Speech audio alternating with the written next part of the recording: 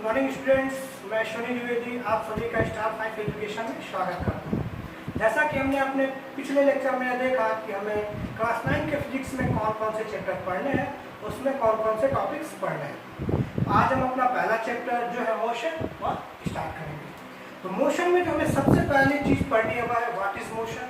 Motion कहते किसे हैं। हम अपने प्रतिदिन की लाइफ में बहुत सी चीज़ें देखते हैं, उसमें से कुछ रेस्ट में होती हैं, कुछ मूविंग में होती हैं, लाइक बर्ड फ्लाइज या blood flows through arteries and wise etcetera, आप कुछ भी ले सकते हैं, ठीक है। लेकिन क्या आपने सोचा है कि मोशन होता क्या है, गति कहते किसे है? क्या आपने ये भी सोचा है कि दिन रात क्यों होते हैं, या मौसम चेंज क्यों होता है, सीजन क्यों चेंज होते हैं? It is because of motion of earth, ठीक है। तो सबसे पहले हम देखते हैं कि मोशन कहते किसे हैं। आपने बहुत सी चीजें देखोगे, आप सड़क पर चलते हुए कार को देखते हैं और कहते हैं कि वह मोशन में है। आप उसे मोशन में कहते क्यों हैं? क्या आपने इस पर कभी गौर किया या सोचा है? If you say that any object is in motion that it is always with respect to another point. अगर जो हम कहते हैं कि कोई भी ऑब्जेक्ट मोशन में है तो वह किसी न किसी दूसरे ऑब्जेक्ट के रिस्पेक्ट में लिया जाता है। जैसे अगर जो आप देखिए सड़क पर चलती हुई कोई कार देखते हैं, आप कहते हैं कि वो मोशन में। आप क्यों कहते हैं मोशन में? क्योंकि आप देखते हैं कि सड़क किनारे के जो पेड़ पौधे हैं या कोई भी चीज है वह अपना पोजीशन चेंज नहीं कर रही है, लेकिन जो कार है वह अपना समय के सापेक्ष पोजीशन चेंज कर रही है। तो आप कहते हैं कि कार मोशन में। चलिए इसे एक और एग्जाम्पल की सहायता से समझने का प्रयास करते हैं। मान लीजिए एक बिल्डिंग है,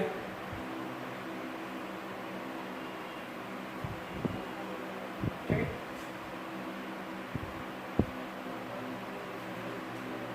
इस बिल्डिंग के पास एक पॉइंट ए है और इससे कुछ दूर पे पॉइंट बी।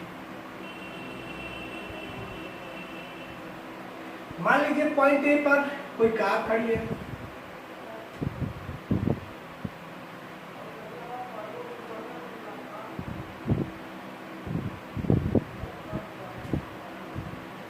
इनिशियली अगर जो देखा जाए तो बिल्डिंग और कार के बीच का जो डिस्टेंस है वह कम है, लेकिन जैसे जैसे यह कार मूव करती हुई पॉइंट बी पर जाती है वैसे वैसे बिल्डिंग और कार के बीच का जो डिस्टेंस है वो भी बढ़ता जाता है। मान लीजिए पॉइंट बी पर कार पहुंच गई,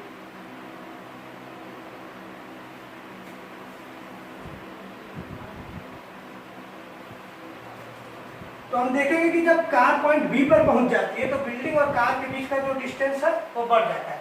इसे अगर जो इसी चीज को अगर दूसरे शब्दों में कहें तो हम यह कह सकते हैं कि जो कार है वह कार का जो पोजीशन है वह बिल्डिंग के सापेक्ष बदल रहा है जैसे जैसे समय में परिवर्तन हो रहा है। यानी जो पोजीशन है कार का वह समय के सापेक्ष, समय के बदलने के साथ साथ बिल्डिंग के सापेक्ष बदलता जा रहा है, ठीक है। तो हम कह सकते हैं कि कोई भी ऑब्जेक्ट मोशन में कब होता है? तो हम कह सकते हैं कि कोई भी ऑब्जेक्ट मोशन में तब होगा जब वह ऑब्जेक्ट अपना पोजीशन समय के सापेक्ष बदलता जाएगा। और इसमें जो बिल्डिंग, इस एग्जांपल में जो बिल्डिंग लिया गया है इसके सापेक्ष देखा जा रहा है, क्योंकि ये जो बिल्डिंग है यह तो रेस्ट में है, लेकिन इसके सापेक्ष जो कार है वह अपना पोजीशन टाइम जैसे जैसे बदल रहा है वह अपना पोजीशन भी चेंज करके जा रहे हैं। तो हम कह सकते हैं कार भी मोशन में। तो हम कह सकते हैं कोई भी ऑब्जेक्ट मोशन में तब होगा जब वह अपना पोजीशन टाइम के रिस्पेक्ट में, टाइम के सापेक्ष बदलता रहेगा। जैसे जैसे अगर हमारे टाइम बदल रहा है तो उसका पोजीशन भी चेंज हो रहा है, तो हम कह सकते हैं वो ऑब्जेक्ट मोशन में। कुछ ऐसे भी मोशन होते हैं जिनको हम इनडायरेक्ट रेफरेंस के तौर पे पता लगता है कि वह उनका मोशन किस ओर से किस ओर है। फॉर एग्जाम्पल अगर हम एयर का मोशन ले, मोशन ऑफ एयर कैसे निर्धारित करते हैं, तो उसे हम इनडायरेक्ट रेफरेंस के तौर पे बताते हैं कि एयर का मोशन किस ओर से किस ओर है। एयर का मोशन बताने के लिए, क्योंकि एयर तो इनविजिबल है, हम उसे देख के नहीं बता सकते, देख नहीं सकते, तो हम नहीं बता सकते कि हवा किस ओर से किस ओर बह रही है। लेकिन एयर का मोशन हवा किस ओर से किस ओर बह रही है, किस ओर से गति कर रही है, यह बताने के लिए इसमें जो इनडायरेक्ट रेफरेंस है वह है धूल। और आप भी कह सकते हैं पेड़ पौधों की पत्तियां या टहनियां, वो जिस ओर से जिस ओर मूव करती हैं उसी के आधार पे हम बताते हैं कि उनका एयर का मोशन किधर है, किस ओर से किस ओर बहेगी। ठीक है, कुछ लोगों के लिए जो मोशन है, कुछ लोगों के लिए आपका रेस्ट में हो सकता है कोई ऑब्जेक्ट, और कुछ और लोगों के लिए वही object, same object moving condition में हो सकता है। अगर जैसे एग्जाम्पल के तौर पर किससे समझने का प्रयास करें तो हम देखेंगे कि जो बस में बैठा हुआ आदमी है उसके लिए जो सड़क के किनारे ट्रीज है वह मोशन में है, उसे लगता है कि वह पीछे की ओर जा रही है। लेकिन अगर जो सड़क के किनारे कोई आदमी है उसके लिए वो बस में बैठा हुआ आदमी जो है वह मोशन में है।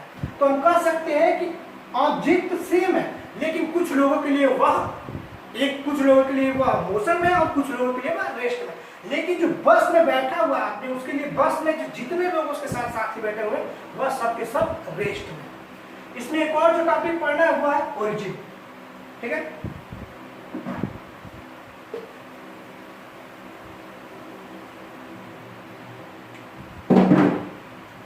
जो मैं टॉपिक पढ़ना है उसमें ओरिजिन।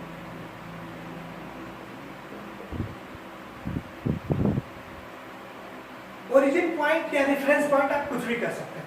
किसी भी पॉइंट, किसी भी ऑब्जेक्ट के लोकेशन को बताने के लिए हमें एक रेफरेंस पॉइंट लेना पड़ता है, एक ओरिजिन पॉइंट बताना पड़ता है।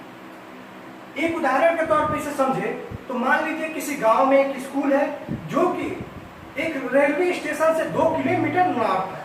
तो इसमें स्कूल का लोकेशन बताने के लिए जो रेफरेंस पॉइंट लिया जा रहा है वह है आपका रेलवे स्टेशन, क्योंकि रेलवे स्टेशन से 2 किलोमीटर नॉर्थ में जो है वह है स्कूल। तो हम कह सकते हैं किसी भी ऑब्जेक्ट पे लोकेशन को बताने के लिए हमें जो चीज आवश्यकता होती है वह ओरिजिन पॉइंट या रेफरेंस पॉइंट। इसके बाद जो हमें टॉपिक पढ़ना है वह है टाइप ऑफ मोशन। ठीक है,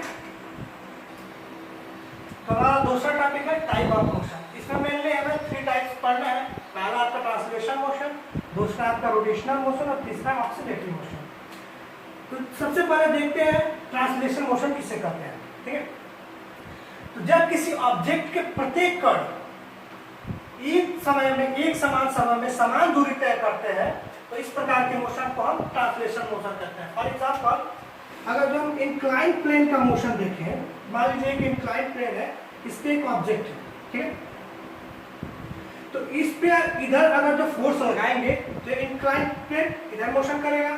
ठीक, तो इसके जो प्रत्येक कण है, इस ऑब्जेक्ट के जो प्रत्येक कण है वह भी इस डायरेक्शन में ही मूव करेंगे, और जितना दूरी यह तय करेगा उतना ही दूरी इसके प्रत्येक कण भी तय करेंगे।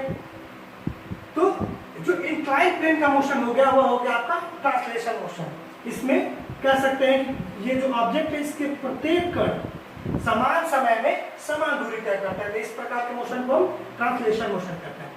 ट्रांसलेशन मोशन 2 प्रकार के होते हैं। आपका पहला उसमें है वह रेक्टिलिनियर मोशन और दूसरा कर्वीलिनियर मोशन। रेक्टिलिनियर मोशन इसको मेनली एक रेखा में गति कहते हैं। इसको जैसे आप देखते होंगे चींटियां जो होती हैं उनको अगर जो आप देखेंगे तो वो देखेंगे एक सीधी रेखा में गति करती है। तो रेक्टिलिनियर मोशन को मेनली सीधी रेखा में या एक रेखा में एक रेखीय गति भी कहते हैं। ठीक है, तो जो मोशन एक रेखा में होता है, एक सीधी डायरेक्शन में होता है, उस प्रकार के मोशन को हम कहते हैं रेक्टिलिनियर मोशन। फॉर एग्जाम्पल आप देख सकते हैं चींटी, चाहे आप कार भी कह सकते हैं कि जो सीधी सड़क पर चलती हुई कार, कोई भी एग्जाम्पल मिल सकते हैं। दूसरा आपका कर्वीलिनियर मोशन। कर्वीलिनियर मोशन आप देख सकते हैं, जैसे कर्वीलिनियर मोशन इस नाम से ही आपको स्पष्ट होना चाहिए कि ऐसा मोशन जो कर्व में होता है वो कर्वीलिनियर मोशन। इसका सबसे अच्छा उदाहरण आप देखें तो वो है आपका क्रिकेट से ले सकते हैं कि जब कोई बैट्समैन 6 लगाता है तो जो बाल का जो पाथ होता है वो क्या होता है, जो बाल का जो मोशन का पाथ होता है वो होता है आपका कर्वीलिनियर। तो आप ऐसा मोशन जो एक कर्व में होता है वह होगा आपका कर्वीलिनियर मोशन। इसके बाद दूसरा है आपका रोटेशनल मोशन। इसमें स्पेशल केस है सर्कुलर मोशन। सर्कुलर मोशन या रोटेशनल मोशन दोनों एक ही कर सकते हैं, लेकिन इसमें थोड़ा सा डिफरेंस है।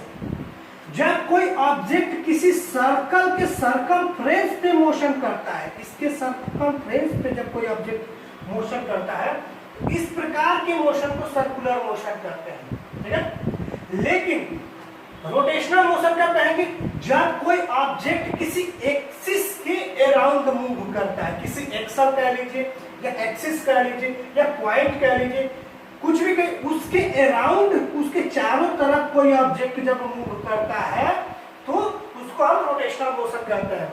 इसका सबसे अच्छा उदाहरण आप ले सकते हैं, वह कार ले सकते हैं। तो कार के जो पहिए होते हैं, वो जो एक्सल होता है उसके चारों तरफ रोटेट करते हैं, या जो आप अपना सीलिंग फैन भी ले सकते हैं। जो सीलिंग फैन होता है उसको देखेंगे एक रॉड से सीलिंग से अटैच रहता है, वो उस रॉड के चारों तरफ मूव करता है। इसका जो मूवमेंट हो गया, जो इसका मोशन हो गया, वह आपका हो गया रोटेशनल मोशन। लेकिन जो फैन का मोशन है वह रोटेशनल है, सर्कुलर नहीं है। सर्कुलर मोशन कब कहेंगे, जब कोई ऑब्जेक्ट किसी सर्कल के सर्कमफ्रेंस पर मोशन करेगा, तब उस ऑब्जेक्ट के मोशन को हम सर्कुलर मोशन कहेंगे। तीसरा है आपका ऑक्सिलरेटिव मोशन, ठीक है। इसमें देखते हैं ऑक्सिलरेटिव मोशन किसे कहते हैं, जब कोई ऑब्जेक्ट अपने इक्विलिब्रियम पोजीशन के, अपने साम्य अवस्था के इधर इर्द गिर्द या एक साइड अपोजिट साइड मोशन करता है, अपने साम अवस्था के टू एंड फ्रो मोशन करता है, इस प्रकार के मोशन को हम ऑक्सिलरेटिव मोशन कहते हैं। कि कोई ऑब्जेक्ट अपने मीन पोजीशन या इक्विलिब्रियम पोजीशन के चारों ओर मूव करता है, तो इस प्रकार के मोशन को ऑक्सिलरेटिव मोशन कहते हैं। इसमें एक केस और बनता है पीरियोडिक मोशन का। पीरियोडिक मोशन किसे कहते हैं, तो जब when an object and motion repeat itself in equal interval of time, जब कोई मोशन है वो अपने आप को दोहराता है इक्वल इंटरवल ऑफ टाइम पे, तो उस प्रकार के मोशन को पीरियोडिक मोशन कहते हैं। इसका सबसे अच्छा उदाहरण है वह है आपका अर्थ को ले सकते हैं। जो अर्थ है वह मान लीजिए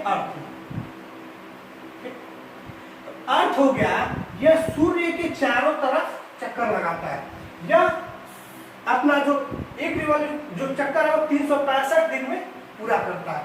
तो इसमें देखेंगे कि 365 दिन बाद फिर पृथ्वी है वह सूर्य के चारों तरफ उसी प्रकार का मोशन करती है, तो इसको हम पीरियोडिक मोशन कहते हैं, क्योंकि इक्वल इंटरवल ऑफ टाइम पे वो अपना मोशन फिर रिपीट कर रही है।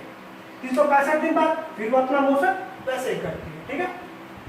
तो आज के लिए बस इतना ही। जिन बच्चों ने हमारा चैनल सब्सक्राइब नहीं किया है, उनसे अनुरोध है कि हमारा चैनल सब्सक्राइब कर लें, जिससे कि हमारे आगे आने वाले वीडियोस का नोटिफिकेशन उनको मिलता रहे। और आपको अगर जो कोई भी समस्या हो रही है तो आप हमें मैसेज कर सकते हैं, ठीक है। Have a good day.